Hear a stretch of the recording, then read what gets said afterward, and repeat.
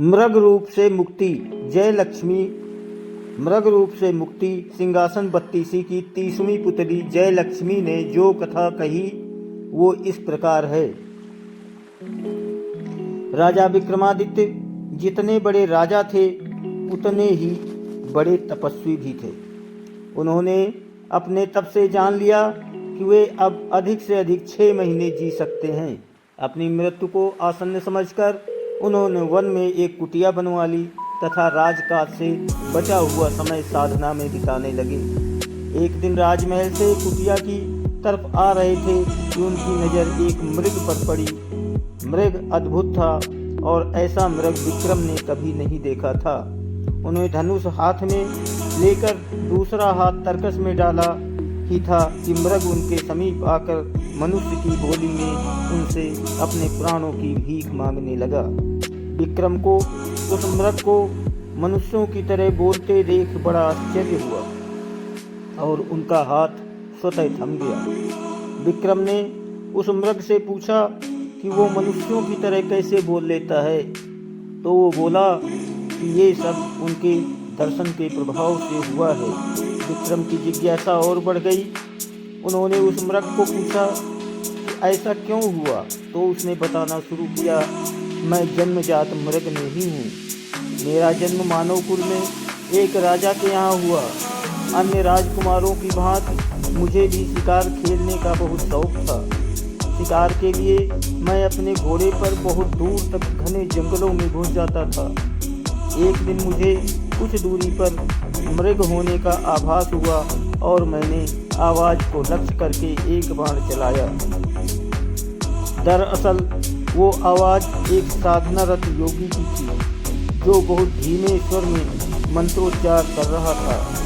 तीर उसे तो नहीं लगा पर उनकी कनपटी को छूता हुआ पूरे वेग से एक वृक्ष के तने में घुस गया।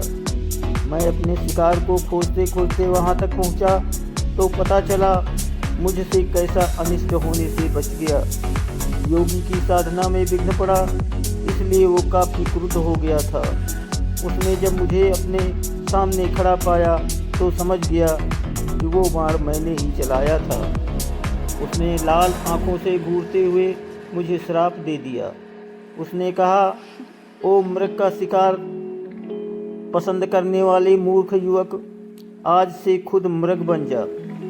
आज के बाद से आखेटकों से अपने प्राणों की रक्षा करता रह। उसने श्राप इतनी जल्दी दे दिया कि मुझे अपनी सफाई में कुछ कहने का मौका नहीं मिला।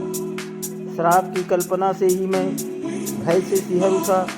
मैं योगी के पैरों पर गिर पड़ा तथा उससे श्राप मुक्त करने की प्रार्थना करने लगा। मैंने रो रो कर उससे कहा कि उसकी साधना में विघ्न उत्पन्न करने का मेरा कोई इरादा नहीं था और ये सब अनजाने में मुझसे हो गया। मेरी आंखों में पश्चाताप के आंसू देखकर उस योगी को दया आ गई। उसने मुझसे कहा कि श्राप वापस तो नहीं लिया जा सकता, लेकिन वो उस श्राप के प्रभाव को सीमित जरूर कर सकता है। मैंने कहा जितना अधिक संभव है उतना वो श्राप का प्रभाव कम कर दे। तो उसने कहा, तुम मृग बनकर तब तक भटकते रहोगे जब तक महान यशस्वी राजा विक्रमादित्य के दर्शन नहीं हो जाएंगे। विक्रमादित्य के दर्शन से ही तुम मनुष्यों की भांति बोलना शुरू कर दोगे।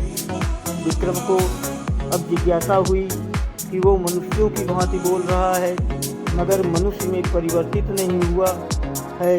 उन्होंने उससे पूछा, तुम्हें मृग रूप में कब मुक्ति मिलेगी, कब तुम अपने वास्तविक रूप में प्राप्त करोगे? वो शापित राजकुमार बोला, इससे भी मुझे मुक्ति बहुत शीघ्र मिल जाएगी।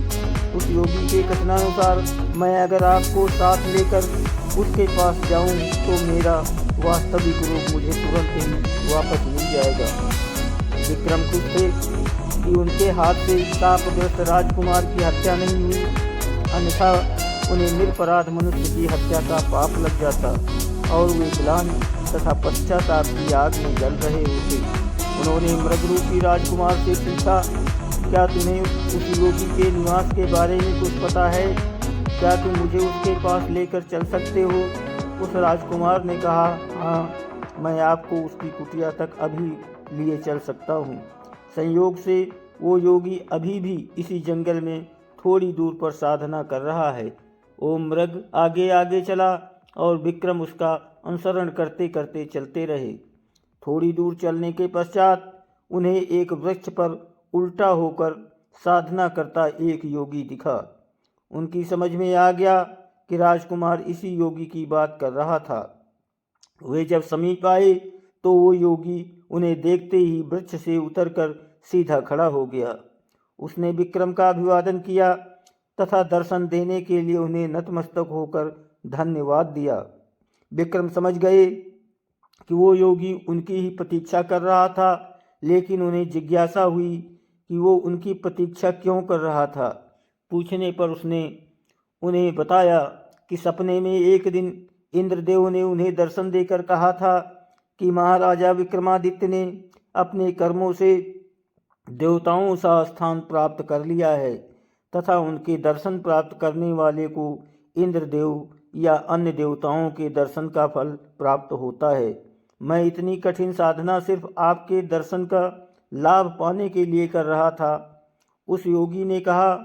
विक्रम ने पूछा, अब तो उसने उनके दर्शन प्राप्त कर लिए, क्या उनसे वो कुछ और चाहता है? इस पर योगी ने उनसे उनके गले में पड़ी इंद्रदेव के मूंगों वाली माला मांगी।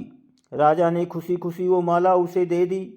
योगी ने उनका आभार प्रकट किया ही था कि श्रापित राजकुमार फिर से मानव बन गया।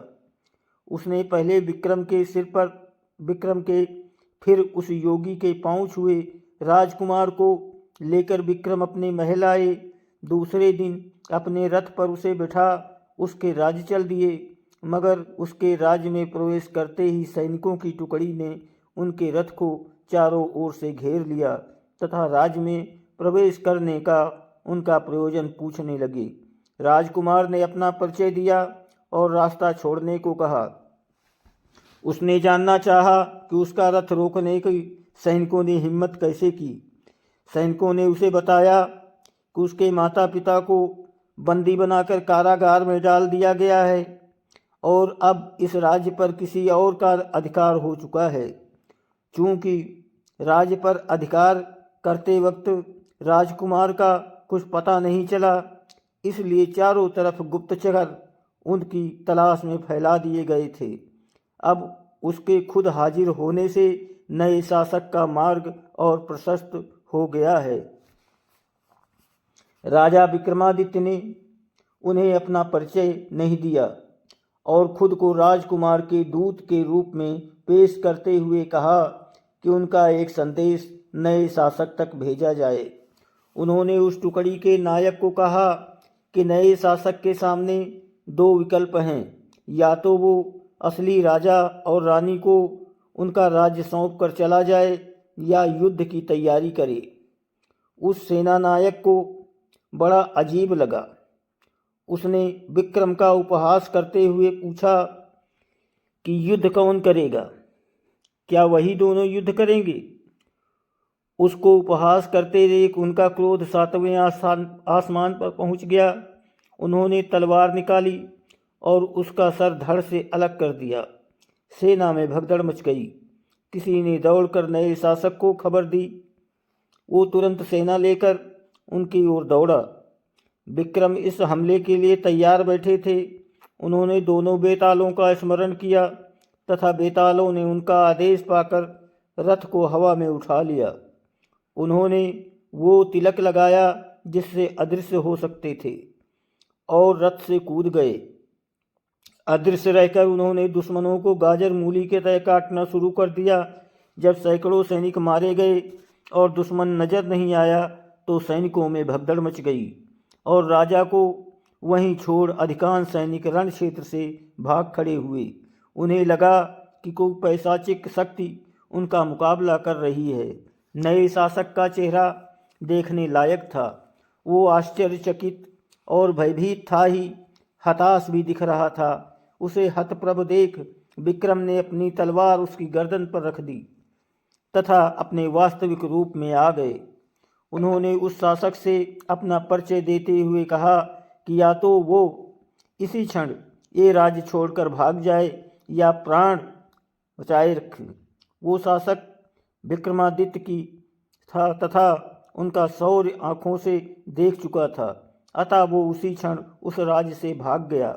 वास्तविक राजा रानी को उनका राज्य वापस दिलाकर वे अपने राज्य की ओर चल पड़े। रास्ते में एक जंगल पड़ा। उस जंगल में एक मृग उनके पास आया तथा एक सिंह से अपने को बचाने को बोला, मगर महाराजा विक्रमादित्य ने उसकी मदद नहीं की। वे भगवान के बनाए नियम के विरुद्ध नहीं जा सकते थे। सिंह भूखा था और मृग आदि जानवर ही उसकी क्षुधा शांत कर सकते थे। ये सोचते हुए उन्होंने सिंह को मृग का शिकार करने दिया। दोस्तों, आपको अच्छी अच्छी कहानियाँ इस चैनल पर मिलेंगी। आप कृपया इन्हें सुनें, हमें सपोर्ट करें, हमें आगे बढ़ाएं। आपकी बहुत मेहरबानी होगी। धन्यवाद।